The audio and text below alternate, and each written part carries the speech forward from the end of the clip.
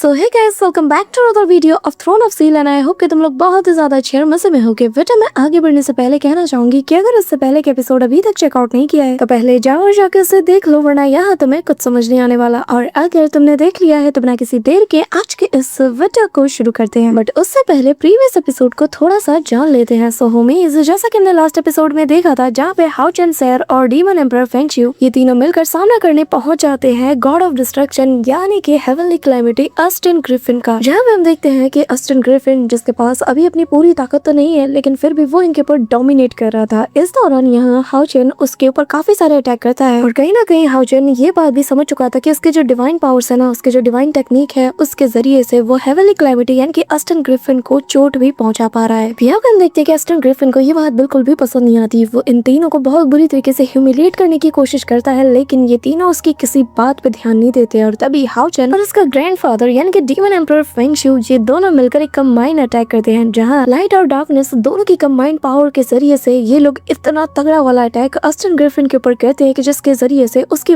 वहीं पर चीख निकल जाती है। ऐसे ये लोग काफी दूर फेंक देते हैं और यहाँ हम देखते हैं कि जो ऑस्टिन ग्रिफिन है इसके मुंह से थोड़ा खून भी निकलता है पर वो खुद को संभालते हुए कहने लगता है कि ठीक है, फिर अब जबकि तुम तीनों ने मुझे मारने के लिए हाथ मिला लिया है तो अब मुझे भी दिखाना पड़ेगा कि क्यों मुझसे पूरी दुनिया डर के मारे कांपती है। और अब मैं तुम्हारा वो हाल करूंगा कि पूरी दुनिया याद रखेगी क्योंकि मैं मूड में आ चुका हूँ। और अब आगे सोहो में इस हमारे एपिसोड के स्टार्टिंग में हम यहाँ पर सैर को देखते हैं जो कि जैसे ही देखती है कि ऑस्टिन ग्रिफिन एक कदम आगे बढ़ रहा है तो वो उसके ऊपर मल्टीपल स्लैश अटैक कर देती है, जिसे देखकर ऑस्टिन ग्रिफिन यहाँ पर किलिंग इंटेंट के साथ सीधा उसकी तरफ देखता है और फिर वो अपनी पावर को अनलीश करते हुए कहने लगता है कि मैंने कहा ना कि अब मैं यहाँ मूड में आ चुका हूँ तो तुम्हारा यहाँ पे कोई भी ट्रिक काम नहीं करने वाला। ये कहते हुए जैसे ही वो अपने पावर को अनलीश करता है सैर उसके इम्पैक्ट से काफी दूर जा गिरती है लेकिन तभी पीछे से हाउ चेन आकर उसे थाम लेता है। अब यहाँ तभी हम डीमन एम्परर फेंगशिउ को देखते हैं जो कि जैसे ऑस्टिन ग्रिफिन की ये ऑरा देखते हैं ना तो वो भी एक पल के लिए शॉक्ड हो जाता है। कहने लगता है कि क्या ये नहीं हो सकता, ये तो उसकी ट्रू ऑरा है। यहाँ पे हाउ चेन भी जब यहाँ ऑस्टिन ग्रिफिन की ट्रू ऑरा को देखता है ना, उसके ट्रू पावर्स को देखता है तो वो भी शॉक्ड हो जाता है। वो कहने लगता है कि अपने ट्रू फॉर्म में आ चुका है गॉड ऑफ डिस्ट्रक्शन। इसी के साथ यहाँ अब हमें ऑस्टिन ग्रिफिन का ट्रांसफॉर्मेशन भी दिखाया जाता है जहाँ सबसे पहले उसका लोअर बॉडी पार्ट बनता है धीरे धीरे करके बॉडी का ऊपरी हिस्सा भी बनने लगता है जो कि दिखने में काफी ज्यादा कमाल का लगता है। इसी के साथ हम देखते हैं कि उसके पीछे वो रिंग्स भी बनने लगते हैं और सामने से उसने अपने फेस को जिस अंदाज में कवर करके रखा हुआ था ना, मैं क्या ही बताऊं यार, विलन होगा सबके लिए लेकिन ये कितना ज्यादा कूल लग रहा है। अगले पल वो जैसे ही अपने फेस के पास अपने हाथ को हटाता है तो यहाँ उसके हेवनली कैलेमिटी की ट्रू ऑरा को वो और ज्यादा अनलीश करता है। यहाँ ऑस्टिन ग्रिफिन के पीछे हम उसके ड्रैगन्स को भी देख पाते हैं जहाँ पे सारे के सारे ये जो ड्रैगन थे ये मुंह फाड़ के उसे घेरे हुए थे। यहाँ पे हाउ चेन भी जब ये नजारा देखता है ना तो वो भी एक पल के लिए स्पीच लेफ्ट हो जाता है। और यहाँ जरा यार इसका लुक देखो, यहाँ पे ऑस्टिन ग्रिफिन का ये जो डेडलीस्ट लुक है ना ये बहुत ही ज्यादा टेरिफाइंग दिख रहा था। इसी के साथ हम देखते हैं कि यहाँ पर वो अपने थ्रोन में बहुत ही कूल वे में बैठ जाता है जिसके बाद वो अपना हाथ ऊपर उठाते हुए कहने लगता है कि अब जरा इस वर्ल्ड को जाने दो कि जो गॉड ऑफ हेवनली कैलेमिटी है उसका डिसेंडेंट आ चुका है। ये कहते हुए वो अपनी ऑरा को अनलीश करता है। अगले ही पल हम देखते हैं कि हाउ चेन सैर और डीमन एम्परर फेंगशिउ ये तीनों एक अलग ही जगह पे टेलीपोर्ट हो जाते हैं। साथ ही इनके ऊपर काफी मैसिव सा सोल प्रेशर भी पड़ता है लेकिन हाउ चेन तो हैरान थे कि उसने अपने इसी ऑरा के जरिए से पूरे के पूरे सील को ही शैटर्ड कर दिया। और यहाँ हाउ चेन कहता है कि क्या आखिर तुम ऐसे कैसे कर सकते हो। तभी यहाँ पे ऑस्टिन ग्रिफिन कहने लगता है कि मेरे प्यारे भाई, तुम सभी मुझे मरा हुआ देखना चाहते थे ना, तो बताओ मैं कैसे खुद के साथ ऐसा होने दे सकता हूँ। तुम्हें क्या लगता है कि तुम बस चाहोगे कि मैं हमेशा हमेशा के लिए इस दुनिया से मिट जाऊँ, मैं मर जाऊँ और मैं ऐसा होने दूंगा और चुपचाप वहाँ पे पड़ा रहूंगा ताकि मौत मुझे गले लगा ले। वो क्या है ना, जो क्रिएटर था जिसने किस सील को बनाया था वो सालों पहले ही मर चुका है और जिस सील को उसने मुझे ट्रैप करने के लिए अपने पीछे छोड़ दिया था वो तो वक्त के साथ ऑलरेडी काफी ज्यादा वीक हो चुका था। बस मुझे थोड़ी सी मेहनत करनी पड़ी और मैं उससे आजाद हो गया, जिसके बाद मेरी असली जर्नी की शुरुआत हुई जहाँ मैं तुम्हारी परछाई में जीता रहा और धीरे धीरे करके अपनी पावर्स को गेन करता रहा। और ये कहना गलत नहीं होगा कि तुम्हारे जरिए से ही मैंने अपनी काफी सारी ताकत को ऑन द स्पॉट गैदर कर लिया था। और रही बात उस सील की तो उसे तो मैंने न जाने कब का ही शैटर्ड कर दिया था कि मुझे खुद भी याद नहीं कि आखिर मैंने वो कब किया था। और तब से लेकर आज तक मैं बस प्रिटेंड करता हुआ आ रहा था। इसी के साथ हमें वो सीन भी दिखाया जाता है जहाँ पर वो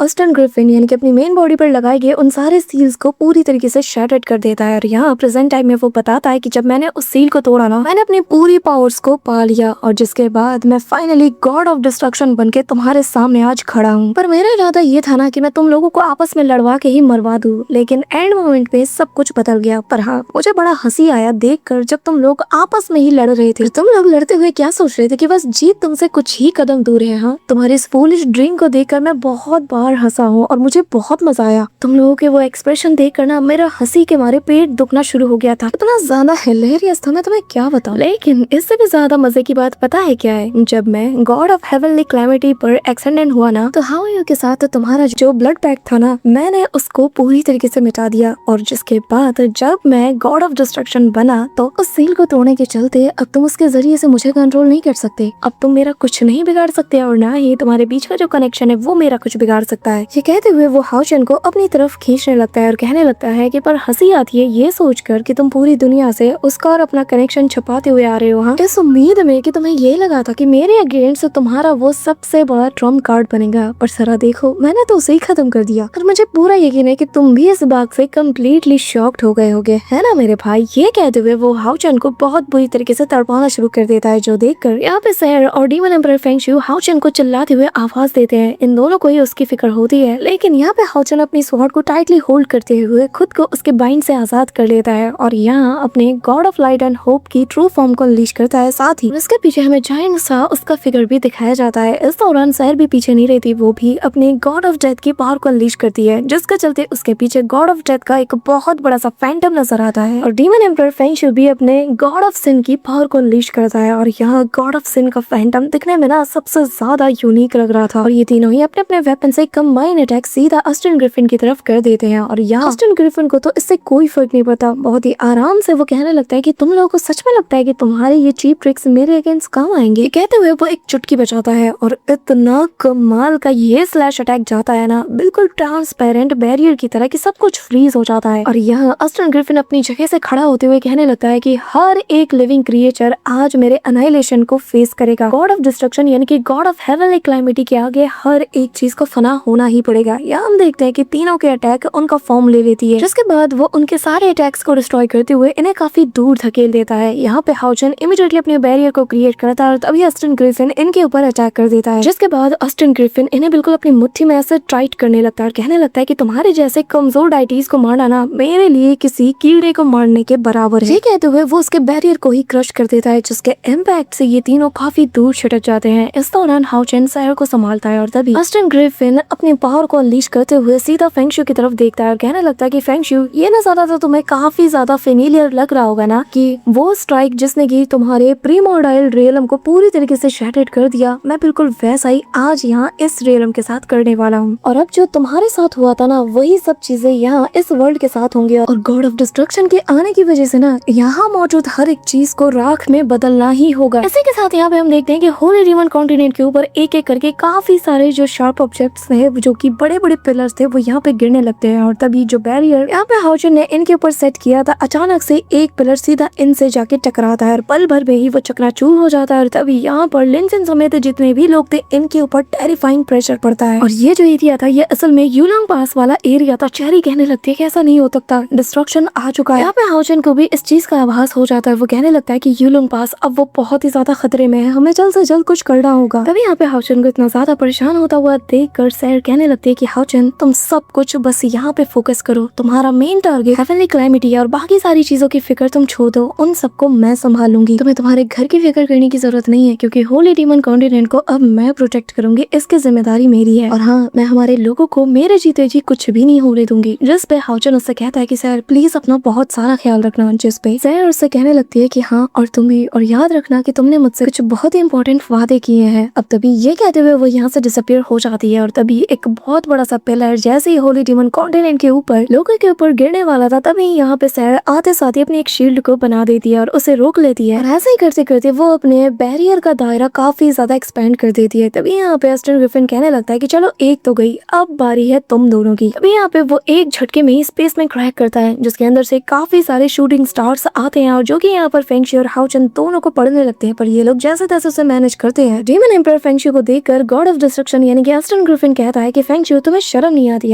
एक बार तुम पहले ही मेरे सामने हार चुके हैं और फिर से तुम मुंह उठा के आगे मेरा सामना करने। तुम ऑलरेडी जानते हो कि जो लोग मुझे डिफाई करते हैं उनका अंजाम क्या होता है। मैं ऑलरेडी एक रेलम को बर्बाद कर चुका हूँ और आज मैं वापस से इस कॉन्टिनेंट के साथ वही करने जा रहा हूँ। तुमसे बेहतर मेरे डिस्ट्रक्शन को कौन जानेगा। हाँ, फिर भी तुम यहाँ पर मुझे डिफाई करने के लिए खड़े। अब यहाँ पे हाउचन के ऊपर वो अपना निशाना साधता है, लेकिन तभी डीमन एम्परर फेंगशू आगे जाता है और उसे आगे आता हुआ देखकर यहाँ पे अस्टन ग्रिफिन की सटक जाती है। वो अपने स्वॉर्ड से काफी सारे स्ट्राइक करते हुए उसे बहुत बुरी तरीके से इंजर्ड कर देता है और कहने लगता है कि तुम्हें खुद भी पता है कि तुम्हारे जो भाई थे वो तक पूरी तरीके से फना हो गए। उन्होंने खुद को सैक्रिफाइस किया तुम्हारे ड्रीम को पूरा करने, लेकिन तुमने क्या किया? तुमने तो अपने रेस को छोड़कर ह्यूमैनिटी का साथ देना शुरू कर दिया। तो मतलब यही हुआ ना कि तुम्हारे भाइयों ने बेवजह अपनी जान दिया और तुम एक नंबर के फेलियर हो। तभी हम देखते हैं कि यहाँ पे फेंगशू काफी दूर जा गिरता है और अस्टन ग्रिफिन उससे कहता है कि एक बात अपने कान में बिठा लो, तुम किसी को प्रोटेक्ट नहीं कर सकते, तुम एक लूजर हो और जो कि बस मेरे हाथों से मरने के लिए पैदा हुआ है। तभी यहाँ पर वो फेंगशू की तरफ एक डिस्ट्रक्शन बॉल को आगे कर देता है, जिसे देखते साथ ही हाउचन इमीडिएटली बीच में आकर अपनी स्वॉर्ड से इसे रोकता है और कहने लगता है कि इस सब के पीछे का असली मास्टरमाइंड तुम हो और तुम्हें यह हक किसने दिया कि तुम डिसाइड करोगे कि यहाँ पर कौन लूजर है और कौन हीरो? तुम्हें कोई हक नहीं बनता कि तुम यहाँ पर किसी को भी विक्टिम बनाओ। अब यहाँ पे हम देखते हैं कि वो अपने पावर का यूज करते हुए सीधा उस डिस्ट्रक्शन बॉल को पूरी तरीके से डिस्ट्रॉय कर देता है। ये देखकर हाउचन की कई बातों को सुनकर ना फेंगशू लिंग शुआन को याद करता है और कहने लगता है कि लिंग शुआन, ये लड़का, ये बच्चा बिल्कुल तुम्हारे जैसा है, आज मैं इसके अंदर तुम्हारी झलक को देख पा रहा हूँ। ये कहते हुए वो वापस से अपने पैरों के बल खड़ा हो जाता है। हाउचन के करीब जाते हुए कहने लगता है कि हाउचन, इस वक्त जो हमारी करंट सिचुएशन है उसके दम पर तो हम कभी भी इसे नहीं हरा सकते और इस क्लैमिटी को कभी भी ऐसा तो खत्म नहीं कर सकते। यहाँ पे हाउचन भी डीमन एम्परर फेंगशू की बात सुनकर थोड़ी देर कंफ्यूज हो जाता है और तभी यहाँ पे डीमन एम्परर बताने लगता है कि तुम समझ रहे हो ना कि मैं क्या कह रहा हूँ। हमें हमारे जो गॉड हेड्स के जो ट्रू पावर्स है ना उन्हें आपस में ही फ्लॉलेसली होकर फ्यूज करना होगा। ये कहते हुए वो सीधा आगे की ओर बढ़ा चला जाता है, जो देखकर यहाँ पे हाउचन कहने लगता है कि ग्रैंडपा, आखिर आप क्या करने जा रहे हो? यहाँ पे हम देखते हैं कि हाउचन भी इतने सारे प्रेशर के चलते घुटना के बल आ चुका था। तभी डीमन एम्परर फेंगशू अपने हाथ के इशारे से ही सारे के सारे प्रेशर को हटा देता है। ये कहते हुए डीमन एम्परर अपने गॉडहुड वाले सील को यहाँ पियर करता है और तभी उसे कम्प्लीटली शैटर करते हुए कहने लगता है कि मेरे बच्चे, मैं तुमसे फेयरवेल कहता हूँ, उम्मीद करता हूँ कि तुम मेरे जाने के बाद सब कुछ संभाल लोगे। यहाँ पे हम देखते हैं कि हाउचन ग्रैंडपा कहते हुए चिल्लाता है और कहता है कि प्लीज ऐसा मत कीजिए। तभी यहाँ पे हम देखते हैं कि उसके सामने एक बहुत बड़ा सा स्टेयरकेस बन जाता है और जिसके ऊपर चलते हुए डीमन एम्परर बताने लगता है कि डीमन रेस की हिस्ट्री में मैं सबसे ज्यादा डिफरेंट डीमन एम्परर रहा हूँ और जो कि अपने रियलम का सबसे पावरफुल सोवरीन है। ये जो 6000 साल से भी ज्यादा की जो नफरत है ना, इसने दिन रात मेरी सोल को बुरी तरीके से शैटर्ड कर दिया, पूरी तरीके से जैसे मेरी सोल को इसने करप्ट कर दिया और जिसके चलते मेरे अंदर बदले की भावना काफी ज्यादा बढ़ चुकी है और आज इस वक्त तक भी मेरे अंदर वो बोझ है कि मुझे अपने लोगों को अपने घर तक ले जाना है। लेकिन जब मैं इस जिम्मेदारी के साथ जीता हुआ आ रहा था ना, तो तब मेरी जिंदगी में वो पल आया जब मैं पूरी तरीके से भुला बैठा था कि मैं डीमन एम्परर हूँ। मैं तब तुम्हारी ग्रैंड मदर यानी कि लिंग शुआन का बस फेंगलिन था। मुझे कोई भी मेरी जिम्मेदारियों से चाह कर भी डिस्ट्रैक्ट नहीं कर पाता था, लेकिन वो जो एक साल जो मैंने तुम्हारी ग्रैंड मदर लिंग शुआन के साथ बिताया, उस पल मैं भूल ही गया कि मेरे पीछे कुछ जिम्मेदारी जैसी चीज भी है। इसी के साथ यहाँ पे उसे लिंग शुआन नजर आती है और तभी वो कहने लगता है कि लिंग शुआन, मैंने तुम्हारे जाने के बाद तुम्हारे जैसी पर्सनैलिटी को अपनाने की कोशिश की, तुम्हारी जैसी जेंटलनेस और तुम्हारा ये रहमदिली स्वभाव, मैंने सब कुछ अपनाने की कोशिश की, लेकिन एट द एंड मेरे लोग, मेरे भाई सब के सब मुझे छोड़ के चले गए। मुझे यही लगा था कि मैं अगर तुम्हें नहीं बचा पाया तो एटलीस्ट तुम्हारे बाद मेरे जितने भी अपने हैं मैं उन्हें बचा पाऊंगा, लेकिन मैं तो अपने भाइयों तक को नहीं बचा पाया, सब के सब मुझे छोड़ के चले गए। लेकिन आज भी हमारे प्यार की निशानी जिंदा है और अगर मैं इसे बचा पाता हूँ ना, तो मुझे लगेगा कि मैंने सब कुछ बचा लिया। और यहाँ पर डीमन एम्परर फेंगशू को अपने भाई आगरिस और वसागो ये भी नजर आते हैं और एक एक करके इसके भाई से दूर जाने लगते हैं। फिर यहाँ पर लिंग शुआन भी इससे दूर जाने लगती है। यहाँ पे डीमन एम्परर काफी ज्यादा उदास हो जाता है, पर तभी उसे यहाँ पर हाउचन नजर आता है, जिसे देखकर फेंगशू के चेहरे पे भी स्माइल आ जाती है और तभी हाउचन तेजी से आकर उसे टाइटली होल्ड कर लेता है। फिर डीमन एम्परर की सारी उदासी छट जाती है और तभी वो हाउचन का हाथ पकड़ के आगे जाने लगता है और कहने लगता है कि लिंग शुआन, हमारी मोहब्बत की निशानी जिंदा है और आज चाहे जो हो जाए मैं इसे हर हाल में बचा के रहूंगा। जिसके बाद उसे अपनी फैमिली के बाकी के मेंबर्स भी नजर आते हैं। उसकी बेटी लिंग शुआन सभी उसके नजरों के सामने थे और वो कहने लगता है कि आज मैं हाउचन को बचाने के लिए, हमारे ग्रैंड चाइल्ड को बचाने के लिए अपने गॉडहुड और अपने गॉडेस एंड सभी को कुर्बान करता हूँ। और तभी वो हाउचन से कहता है कि लॉन्ग हाउचन, खुद को और मेरे गॉडहुड सभी को सैक्रिफाइस कर रहा हूँ ताकि इसके जरिए से जो पावर निकलेगा उससे तुम्हारे स्वॉर्ड की जो धार है वो और ज्यादा बढ़ जाएगी और ये गॉड किलिंग स्वॉर्ड और ज्यादा पावरफुल हो जाएगी। तुम्हारे पास ट्विन डिवाइन गॉड्स की पावर आ जाएंगी और उम्मीद करता हूँ कि ये जो अधूरा काम मैं छोड़ के जा रहा हूँ मेरे बच्चे, इसे तुम पूरा जरूर करोगे। इसी के साथ उसकी बॉडी हवा में फ्लोट होती है, वो तलवार उसके सर के ऊपर मंडराने लगती है। जो देखते साथ ही हाउचन चिल्लाता है और कहता है कि ग्रैंडपा प्लीज ऐसा मत कीजिए, पर अगले ही पल डीमन एम्परर अपना काम कर देता है और यहाँ खुद को सैक्रिफाइस करने के बाद उसकी जो ये बॉडी थी ये सीधा हवा से तेजी से नीचे की ओर गिरने लगती है और हाउचन की बाहों में जा गिरती है और यहाँ उसकी बॉडी धीरे धीरे नथिंगनेस में बदलते हुए हाउचन से आखिरी लफ्जों में कहने लगती है कि हाउचन प्लीज अपने ग्रैंडफादर को माफ कर देना कि मैं तुम्हारे लिए वो सब कुछ नहीं कर पाया जो कि एक ग्रैंडफादर को करना चाहिए। उल्टा मैंने तो तुम्हें मारने की कोशिश की, तुम्हारी जान लेने की कोशिश की और आज मैं खुद को सैक्रिफाइस करके उम्मीद करता हूँ कि तुम्हारे साथ जो भी मैंने गलत किया है मैंने उसका कुछ हिस्सा तुम्हें लौटाया होगा। अब हाउचन इमोशनल हो जाता है। तभी फेंगशू कहने लगता है कि मेरे बच्चे मुझे माफ कर देना कि मैं ऐसे ही जा रहा हूँ, लेकिन तुम्हारी कही वो बात मुझे याद आ रही है और सच में तुम सही थे। जो हमारे साथ हमारे रियलम के साथ हुआ है ना, वो कभी भी तुम्हारे रियलम के साथ नहीं होना चाहिए। इसी के साथ हम देखते हैं कि हाउचन बुरी तरीके से इमोशनल हो जाता है और तभी हमें कुछ टेक्स्ट दिखाए जाते हैं जो कि बेसिकली डीमन एम्परर का लेटर था हाउचन के लिए और इनमें वही सारी बातें लिखी थी जो कि अभी अभी मैंने तुम लोगों को बताया है। और में डीमन एम्परर से यही कहता है कि मैं अपनी सारी विल और अपनी सारी पावर्स अब तुम्हारे ऊपर सौंपता हूँ, यहाँ तक कि मेरे प्रीमोर्डियल रियलम का विल भी अब तुम्हारे हवाले है। इसी के साथ हम देखते हैं कि एक यहाँ से नया चैप्टर शुरू होता है जिसका नाम है गॉडफॉल और यहाँ डीमन एम्परर की बॉडी कम्प्लीटली डिसअपीयर हो जाती है और तभी वो जो स्वॉर्ड है जिसकी पावर को स्ट्रेंथन करने के लिए डीमन एम्परर ने खुद को सैक्रिफाइस किया, वो स्वॉर्ड सीधा हाउचन के हाथ में चली जाती है और हाउचन इसे हाथों में थामते साथ ही कहने लगता है कि मैं किसी की भी लेगेसी को बर्बाद होने नहीं दूंगा। मेरे ऊपर जो जिम्मेदारी जो विल मैं कैरी करते हुए आ रहा हूँ मेरे ऊपर ग्रैंडपा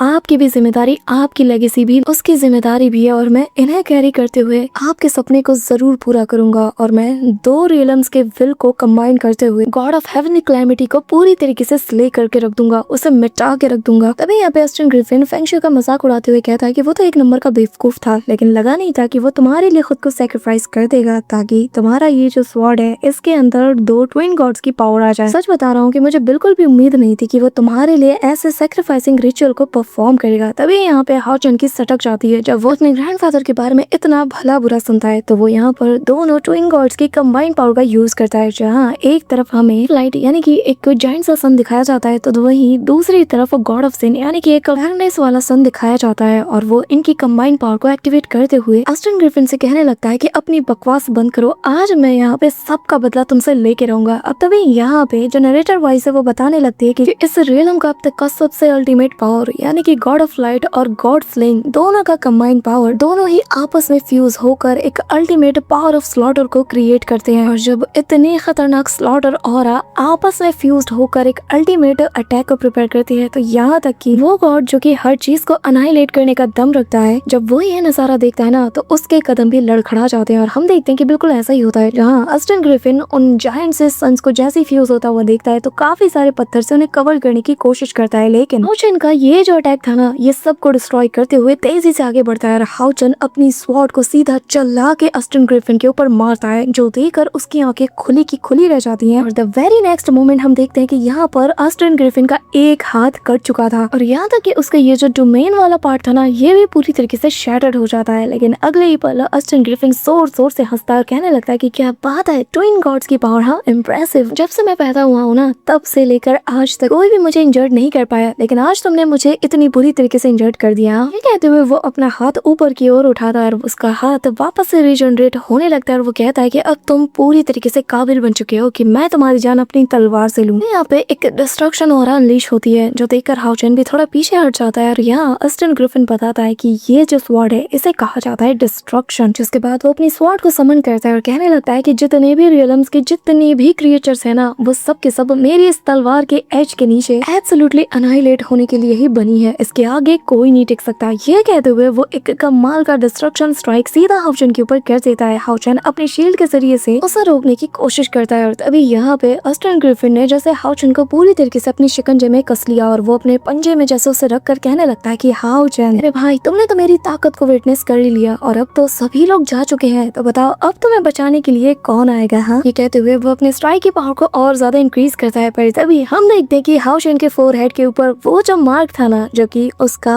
और हाउ यू के बीच का पैक्ट है अचानक से वो ग्लो करता है और हाउ यू यहाँ पे चिल्लाते हुए कहता है कि मेरे भाई मैं आ गया। सो होमीज हमारा आज का ये एपिसोड तो यहीं पे एंड होता है, लेकिन इसका जो नेक्स्ट एपिसोड है वो कल आने वाला है जिसमें कि काफी ज्यादा मजा आएगा और बेसिकली अब हाउ यू मैदान में आ चुका है और क्योंकि यहाँ पर अस्टन ग्रिफिन ने हाउ यू और इसके बीच का जो रिलेशनशिप था यानी कि इनके बीच का जो कनेक्शन था उसे काट दिया है, जिसके चलते अब यहाँ पे हाउ यू कम्प्लीटली आजाद है और यहाँ पे वो उसे कंट्रोल नहीं कर सकता। So that's it for today guys. I hope कि तुम सबको आज की वीडियो काफी ज्यादा पसंद आई होगी। अगर हाँ तो वीडियो को लाइक करना, चैनल पर नए हो तो सब्सक्राइब करना। तो मिलते हैं नेक्स्ट वीडियो में, तब तक के लिए बाय।